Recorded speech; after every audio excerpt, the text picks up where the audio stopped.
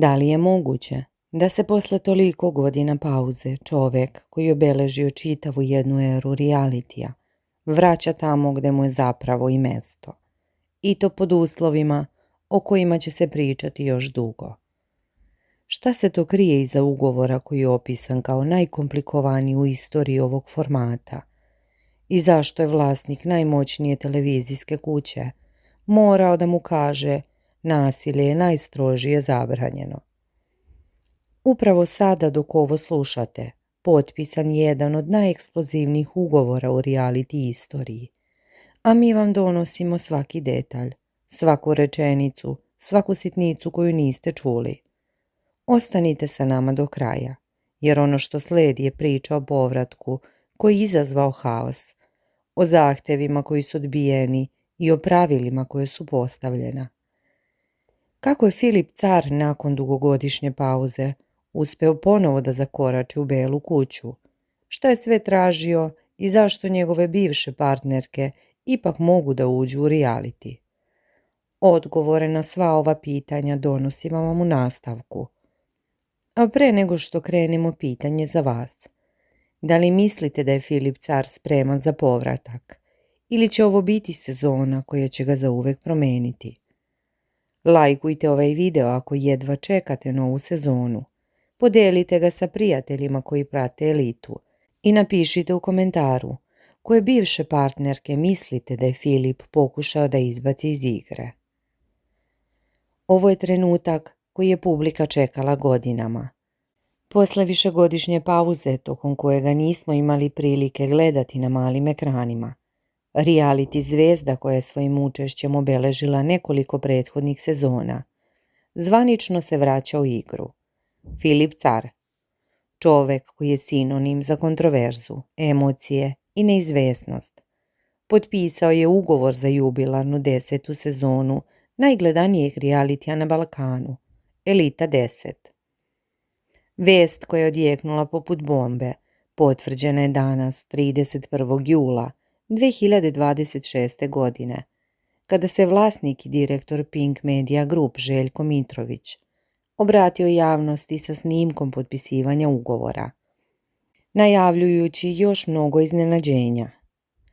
Trenutak potpisivanja ovog istorijskog ugovora zbio se u kabinetu Željka Mitrovića u zgradi TV Pink. Sam čin potpisivanja bio je više od puke formalnosti. Bio je to susret dva silna reality sveta. Filipe, primiče se taj dan, hajde da potpišemo ugovor. 10 sati si putovao do Beograda, neka ti je sa srećom, rekao je Mitrović, dočekavši Cara koji je putovao čak 10 sati kako bi stavio svoj potpis na papir. Ove reči dočaravaju ozbiljnost i značaj koji se pridaje ovom povratku, ali i dug put koji je Car morao da pređe, ne samo fizički već i simbolički, da bi se ponovo našao tamo gde, kako mnogi veruju, pripada. Ali zašto je ovaj povratak bio toliko značajan i zašto je izazvao toliku pažnju? Filip Car nije bilo ko. On je reality učesnik koji je svojim prisustvom obeležio čak 3 sezone, 4., 5. i 6. epizodu. Njegove pojave na malim ekranima ostavljale su bez daha, izazivale su rasprave, delile su publiku, ali su istovremeno i podizale gledanost do neverovatnih visina. On je, kako sam kaže, tata realitija, čovek koji je svojim ponašanjem, stavovima i harizmom ostavio neizbrisiv trag. Nakon što je napravio dugogodišnju pauzu i povukao se u privatnost, njegov povratak u Elitu 10 delova je kao nemoguća misija sve do trenutka kada je Željko Mitrović objavio snimak potpisivanja ugovora. Međutim, put do ovog potpisa bio je sve samo ne lak. Kako je sam Mitrović otkrio, pregovori su bili dugi, komplikovani i praćeni brojnim zahtevima sa Careve strane. Ovaj ugovor sa Filipom je bio jako komplikovan, zato što je imao 1.000.000 zahteva, izjavio je Mitrović, otkrivajući da Car nije želeo da prepusti ništa slučaju.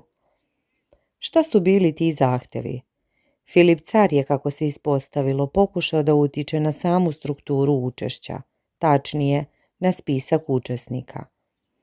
Njegova želja je bila da određene bivše devojke ne uđu u reality. Te nemoj ovu cicu, nemoj onu cicu, jer može ova cica, ispričao je Mitrović Careve apelativne zahteve. Ova izjava otkriva koliko je Car želeo da kontroliše svoje okruženje, ali koliko je njegova ljubavna prošlost bogata, isprepletana sa reality svetom. Ono što je posebno interesantno, a što je Mitrović istakao sa dozom humora, jeste činjenica da je Filip Car u te 3 sezone koliko je proveo u realitiju imao više devojaka nego što elita ima učesnika u jednoj sezoni. Ova observacija govori ne samo o njegovom harizmatičnom i kontroverznom privatnom životu, već i o potencijalnim tenzijama koje bi mogle da nestanu ako bi se neka od tih bivših partnerki pojavila u Beloj kući. Iako je Car pokušavao da stavi veto na pojedine učesnice, produkcija je ostala čvrsta. Nije stavio veto ni na jednu, iako je pokušao. Ali to nije bilo prihvatljivo, jasno je poručio Mitrović. Uprkos njegovim upornim pokušajima, nije mu bilo dozvoljeno da zabrani ulazak ni jednoj bivšoj partnerki. Ova odluka produkcije otvara vrata brojnim spekulacijama.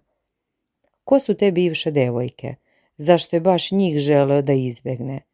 I kakve će to dinamike doneti u realitiju? Jedno je sigurno.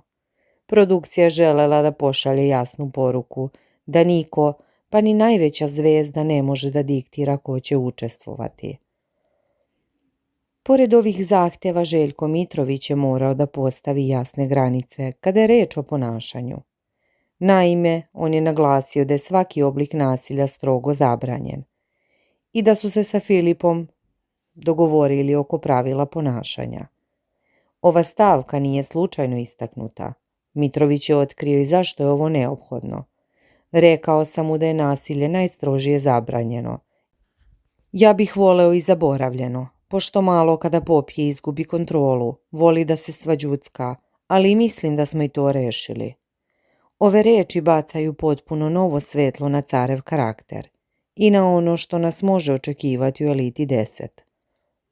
Mitrović je naime direktno ukazao na problematičnu naviku, gubitak kontrole pod uticajem alkohola, što je u prošlosti dovodilo do neželjenih situacija. Podsjećanja radi u javnosti su već kružile priče o njegovim fizičkim ispadima, poput onog prema bivšoj devojci Dalili Dragojević, kada je, kako se navodi, fizički nasrnuo na nju. Sada uz ovu izjavu jasno je da je produkcija odlučila da spreči svaki mogući incident unapred. Postavljajući čvrste okvire ponašanja, Mitrović je međutim izrazio nadu da su svi ovi problemi rešeni i da će Car biti jedan od značajnijih učesnika. Ipak ono što dodatno podstiče spekulacije jeste kontekst u kom se ovaj povratak dešava. Samo nekoliko dana pre objave o potpisivanju ugovora, Filip Car se našao u centru pažnje zbog pretnji koje su mu upućene. Naime, Kristijan Golubović mu u live uključeno pretio ubistvom. Car se tom prilikom oglasio i istakao da se ne plaši za svoju bezbednost. Sukob između njih dvojice počeo nakon što je Kristina Spalević iznala jezive detalje u live-u sa Carem. O ubistvu psa. Ove tenzije samo dodatno podgrejavaju atmosferu i najavljuju burne odnose unutar Elite 10. Posebno ako se uzme u obzir da Mitrović planira da okupi najveće i najznačajnije učesnike iz prethodnih sezona. I ko su ti svi značajni učesnici? Pored Filipa Cara poznato je da je prvi ugovor za Elitu 10 potpisala Anđela Đuričić, koja je bila vice šampion prethodne sezone. Ona je, kako je Mitrović rekao, prva potpisala ugovor, a Filip Car je drugi zvanično potvrđeni učesnik. Ova najava otkriva koncept All Star sezone, u kojoj će se okupiti najbolji od najboljih. Elita 10 će prema najavama imati oko 50 učesnika, plus 5 robota. Željko Mitrović je najavio javno pred kamerama da će potpisati 10 ugovora sa 10 odabranih učesnika. dok će identitet ostalih biti otkriven na svečanom otvaranju zakazanom za 5. septembar. To znači da nas očekuje spektakularno otvaranje, koje će, kako je najavljeno, biti jubilarno i neponovljivo. Ono što dodatno komplikuje cijelu situaciju jeste činjenica da je Filip Car iz Hrvatske, a Mitrović je istakao da produkcija želi da okupi takmičare iz svih država bivše Jugoslavije, uprkos različitim reakcijama javnosti. Mitrović smatra da upravo ovakvi regionalni projekti doprinose prevazilaženju nacionalnih podela i stvaraju zajedništva među učesnicima. Ova izjava dodaje još jednu dimenziju priče, čineći je ne samo reality dramom, već i društveno-političkim eksperimentom. Dok se priprema za novu sezonu odvija punom parom, Filip Car ne miruje. On je nedavno u jednom intervjuu govorio o svom privatnom životu i poslovima kojima se bavi van realitija.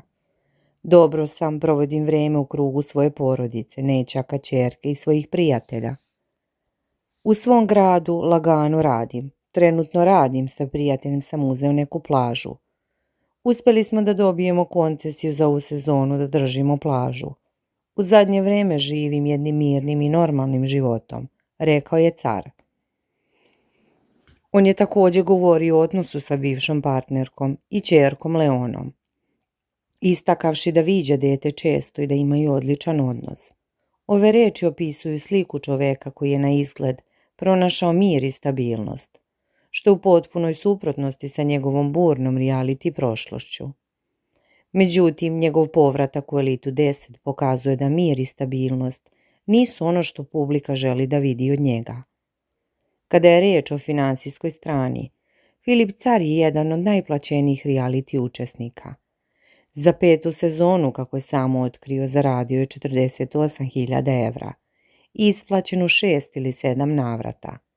Pored toga on zarađuje i na društvenim mrežama, pa tako na TikToku može da zaradi od 100 do 1000 evra dnevno.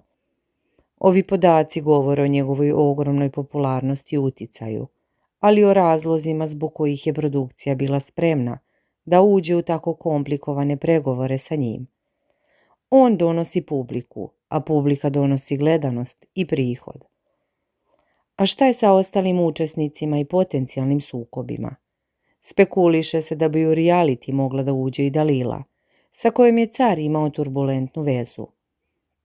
Njihov odnos bio je buran, a Dalila je prema nekim navodima javno prevarila tadašnjeg muža sa Filipom. Ukoliko Dalila uđe u Elitu 9, to bi moglo da izazove pravu eksploziju emocija. Također tu su i Maja Marinković i Jasmin, sa kojima je Car imao određene obračune, pa čak i sudske tužbe koje su prema njemu odbačene kao neosnovane. Sve ove žene predstavljaju potencijalne mine koje bi mogle da eksplodiraju u svakom trenutku. A Car je, kako se ispostavilo, upravo to želeo da spreči svojim zahtevima. Ipak, Željko Mitrović je ostao dosledan i nije dozvolio da bilo koja bivša partnerka bude izbačena sa spiska. Ova odluka govori o njegovoj posvećenosti da napravi što uzbudljiviju sezonu, ali o njegovoj moći on je taj koji diktira pravila, a ne učesnici.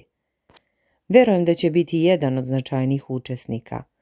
Ponešto toga već i znam, jer on ne zna, a ja znam ko ulazi, rekao je Mitrović, nagoveštavajući da Car nije svjestan svih iznenađenja koja ga čekaju. Ova izjava je dodatni trezor za publiku, ko je to još uvijek ušao u reality, a da Car to ne zna. Kakve će sve koalicije i sukobi nastati kada se suoči sa licima iz prošlosti. Ono što je sigurno jeste da će Elita 10 biti sezona za pamćenje. Uz koncept okupljanja najboljih učesnika, uvođenje novih robota Toši i Goše koji dobijaju roditelje Rašu i Mašu, kao i snimanje domaćih serija unutar realitija. Produkcija obećava sadržajno drugačiju sezonu, a Filip Car kao jedan od glavnih aduta nesumnjivo će biti u centru svih dešavanja.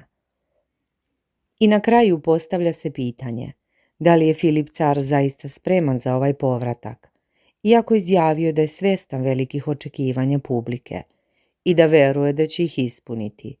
Njegova burna prošlost i najnoviji incident sa pretnjama sugerišu da ga čeka težak put. Da li će uspjeti da se kontroliše? Da li će poštovati dogovorena pravila i da li će njegov povratak biti trijumfalan ili će se pretvoriti u još jedan skandal? Jedno je sigurno. Publika će to pratiti sa velikom pažnjom. I za kraj vratimo se na početak. Na onu rečenicu Željka Mitrovića da je nasilje najstrožije zabranjeno.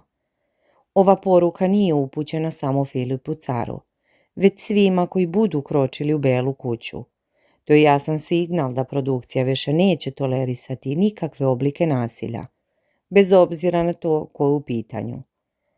A Filip Car sa svojom istorijom i harizmom bit će prvi na udaru ako prekrši ovo pravilo. Njegov povratak je veliki rizik, ali i velika šansa za njega, za produkciju, ali pre svega za publiku koja želi spektakl. I dok čekamo 5. septembar i početak jubilarne sezone, jedno je izvesno, reality scena nikada više neće biti ista.